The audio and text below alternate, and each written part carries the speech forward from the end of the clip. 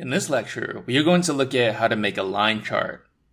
First, we're going to start by importing the necessary libraries. So for this section, that would be import numpy as np and import matplotlib.pyplot as plt.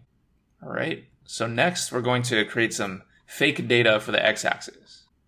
By the way, even though this section and the following sections are not about NumPy directly, this does not mean you won't be exposed to new NumPy features as we go along. So that's exactly what we're going to do right now. So x equals np.linspace 0, 20, 1000. So what does that do? That creates a one-dimensional array with 1000 evenly spaced points between a 0 and 20. Next, we're going to generate some fake data for the y-axis. So let's say y equals np.sin x plus 0.2 times x. There's nothing special about this function. It's completely arbitrary. Next, we plot our data. Okay, we can accomplish that by doing plt.plotxy. Now, it's important to note that if you are not using a notebook, whether that's Colab or Jupyter Notebook on your local machine, you will not see anything from just this one line of code. Instead, you need to call an additional function, which is plt.show. So let's try that.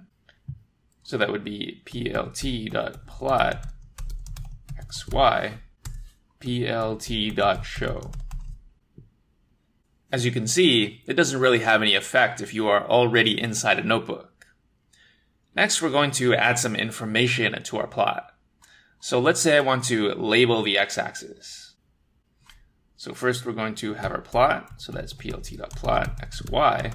And then in order to label the x-axis, I can do plt.xlabel. And let's just call that input. Similarly, if I want to label the y-axis, then I can do plt.ylabel. And let's call that output. Finally, let's say I want to add a title. Then I can do plt.title myplot. Okay, so let's try this. And we get our title and our y label and our x label. Now you'll notice something weird, which is that Notebook always prints out the last thing that was returned by your code. So in our case, that was this. So since the plt.title function returns something, we see that in the box below, although we probably don't want to. So one thing we can do to suppress this output is to just end the line with a semicolon. So let's do that.